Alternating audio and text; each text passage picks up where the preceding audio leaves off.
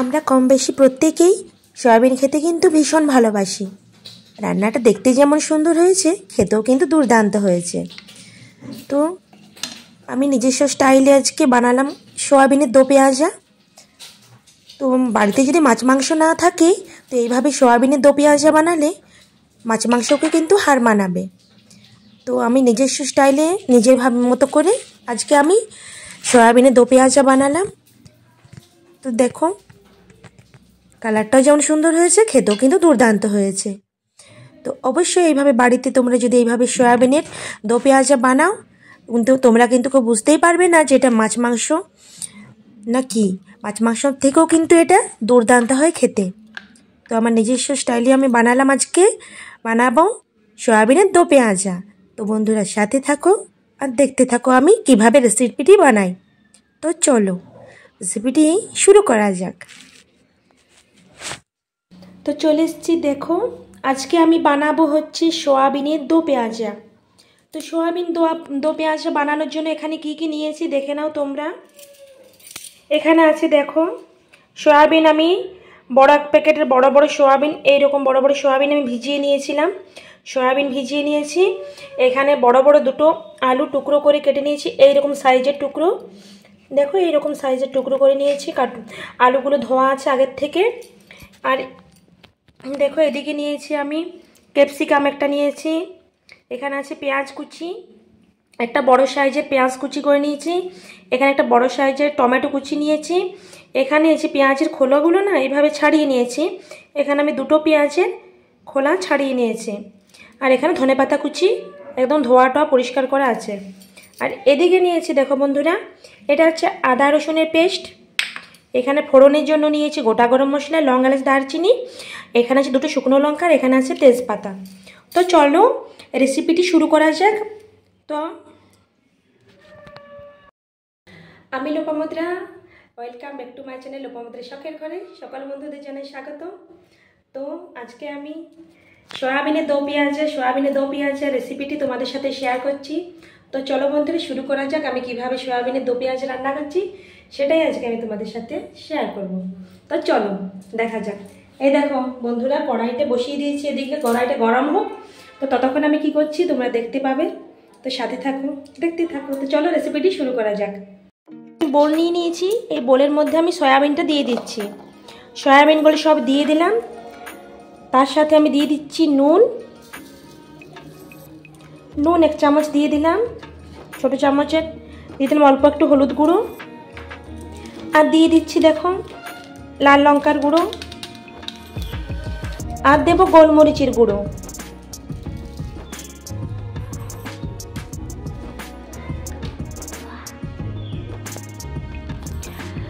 গোলমরিচের গুঁড়ো দেওয়ার পর আমি দিচ্ছি এখানে দেখো 1 চামচ বেসন। এই বেসনটা দিলে না খেতে টেস্টও হয় আর ভাজাটাও খুব ভালো হয়। তো চলো সব কিছু আমি একসাথে মেখে নিই ভালো করে।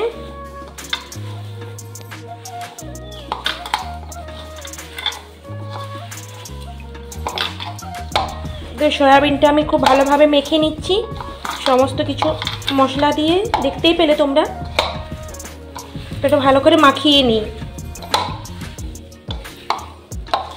এই যে মাখিয়ে নিলাম, এটা এখন থাক, একটুকুর জন্য থাক এরকমভাবে। তো তখন আমি চলো আলুটা ভেজে নিই। কড়াইতে বসিয়ে দিয়েছি, আমি তেলটা দিয়ে দিই। কড়াইতে তেল দিয়ে দিলাম, দেখতে পেলে তেলটা একটু গরম হয়ে যাক।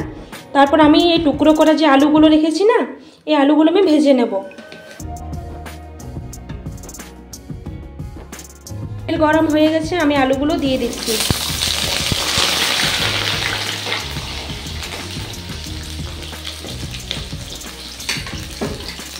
আলুগুলো আমি ভেজে নিই।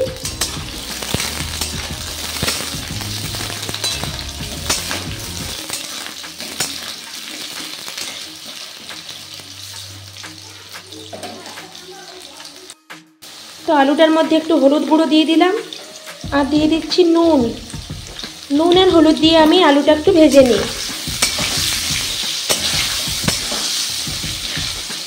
নুন হলুদ দিয়ে একটু নাড়াচাড়া করে আমি একটু ঢাকা দিয়ে দিই, তাহলে আলুটা খুব তাড়াতাড়ি সেদ্ধ হয়ে যাবে। তো ঢাকা দিয়ে আমি গ্যাসের আঁচটা কমিয়ে দিচ্ছি। 5 মিনিট পর ফিরে আসছি তোমাদের সাথে। 2 মিনিট পরে ফিরে আসছি। পর আমি ফিরে চলে আসলাম, দেখলে তো আমার আলুটা কিন্তু একদম ভাজা হয়ে গেছে। আমি আলুটা তুলে নিয়ে আমি সয়াবিনগুলো ভেজে নেব। আচ্ছা, হয়ে গেছে, আলু তুলে নিয়েছি। এদিকে যে সয়াবিনটা মাখিয়ে রেখেছিলাম মশলা দিয়ে, সেই সয়াবিনটা আমি দিয়ে দিচ্ছি।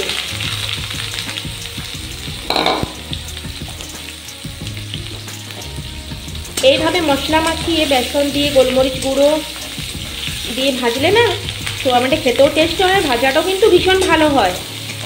ওই জন্য আমি এইভাবে মশলা মাখিয়ে সয়াবিনটা ভেজিয়ে নিচ্ছি।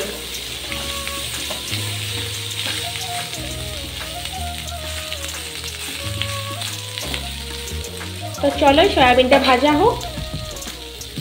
দেখো বন্ধুরা, সয়াবিন আমার একদম ভাজা হয়ে গেছে। কি সুন্দর ভাজাটা হয়েছে বললাম না, এইভাবে ভাজা করলে সয়াবিনটা খেতেও স্বাদ হয় আর ভাজাটাও ভালো হয়। তো এদিকে দেখো আবার কড়াইতে তেল দিয়ে দিলাম আমি। এবারে স্বাদ ওজন অনুযায়ী একটু সামান্য 2 চিমটি চিনি দিয়ে দিচ্ছি।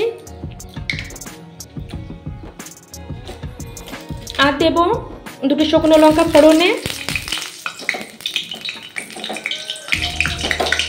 এখানে আছে আমার গোটা গরম মশলা, লং, এলাচ, দারচিনি, আর আছে 2টো তেজপাতা। এগুলো দিয়ে দিলাম। এরপর একটু ভালো করে ভেজে নিই। ভালোভাবে ভেজে নিয়ে আমি এই যে পেঁয়াজ কুচিগুলো আছে না, এই কুচনো পেঁয়াজগুলো দিয়ে দিলাম।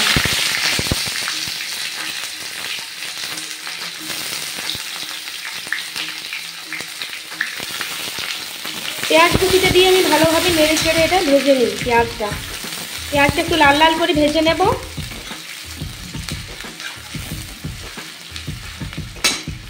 তো চলো পেঁয়াজটা ভাজা হোক। তো পেঁয়াজটা ভাজা হয়ে গেছে, দেখতে পাচ্ছ। আমি টমেটো কুচিটা দিয়ে দিচ্ছি। আমি এখানে একটা বড় টমেটো নিয়েছি, বড় টমেটো কুচিটা দিয়ে আমি একটু নেড়ে চেড়ে ভালোভাবে ভেজে নিচ্ছি পেঁয়াজটার সাথে।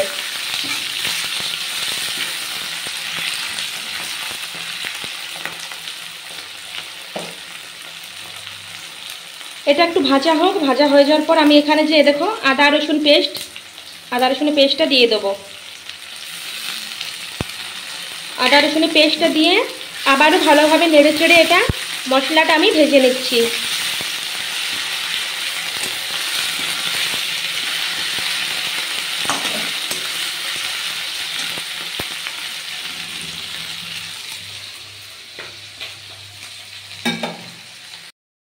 দেখো মশলাটা আমার একটু ভাজা হয়ে গেছে।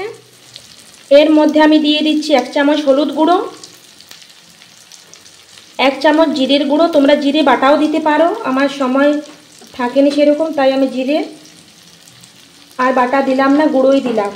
তোমরা চাইলে এই রান্নাটাতে জিরের বাটা ইউজ করতে পারো। আর দিয়ে দিচ্ছি দেখো ধনের গুঁড়ো, আর দেব লাল লঙ্কার গুঁড়ো।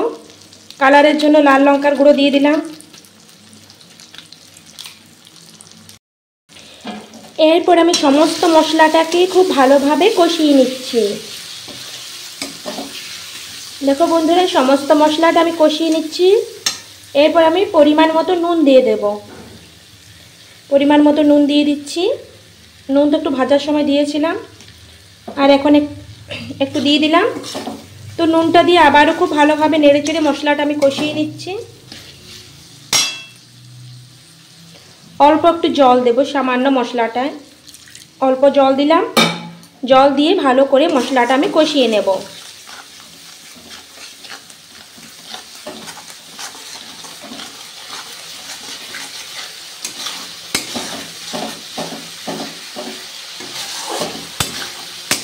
দেখো মশলার কালারটা কতটা সুন্দর এসছে, দেখতে পাচ্ছ তোমরা।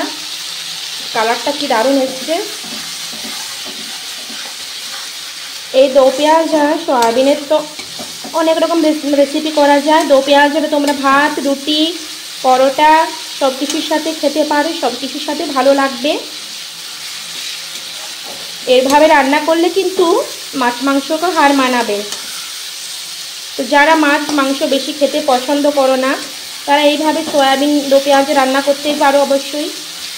তো চলো মশলাটা আমার দেখো কষানো হয়ে গেছে, আর একটু কষিয়ে নিয়ে আর অল্প একটু জল দেবো, একটু জল দিয়ে আমি কষাবো এটাকে। তো একটু জল দিয়ে আমি কষিয়ে নিচ্ছি মশলাটা।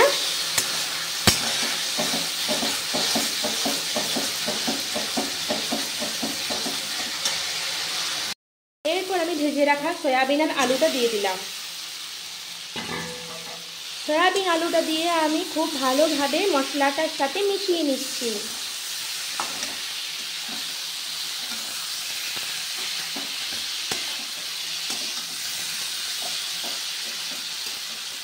তো দেখতে পাচ্ছ আমি মশলাটার সাথে খুব ভালোভাবে সয়াবিন আলুটা মিশিয়ে নিলাম। এবার একটু কষাবো, কষিয়ে আমি ঈষৎ উষ্ণ জল একটু দেব।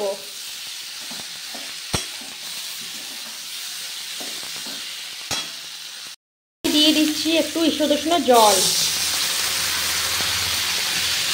জল দিয়ে খুব ভালোভাবে মশলাটার সাথে জলটা দিয়ে সয়াবিন আলুটা আমি আবারও নেড়ে চেড়ে মিশিয়ে নিচ্ছি।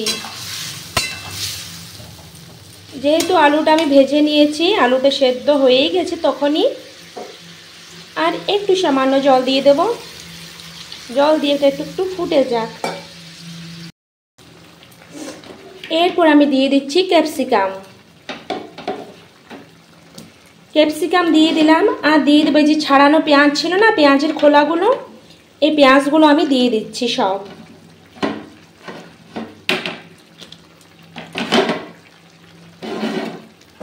এগুলো দিয়ে সব ভালোভাবে আবারও নেড়ে চেড়ে মিশিয়ে নিচ্ছি সয়াবিন আলুটার সাথে। সমস্ত মশলাটা সয়াবিন আলুর সাথে ক্যাপসিকাম আর পেঁয়াজের খোলাগুলো দিয়ে আমি খুব ভালোভাবে নেড়ে চেড়ে এটা মিশিয়ে নিচ্ছি। আমি অল্প কিছুক্ষণের জন্য একটু ঢাকা দেব, বেশিক্ষণ না। আমি 1 মিনিটের মতন ঢাকা দেব। এটা ঢাকা দিয়ে আমি ফিরে আসছি তোমাদের সাথে 1 মিনিট পর।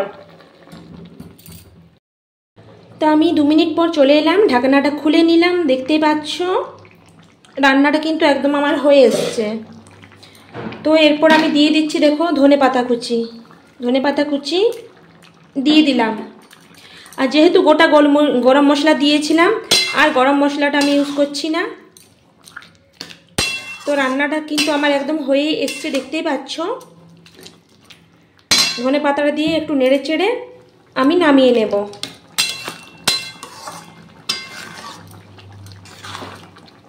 তো দেখো বন্ধুরা কি সুন্দর কালারটা এসছে, আর সুন্দর একটা গন্ধও কিন্তু এসছে তরকারিটার।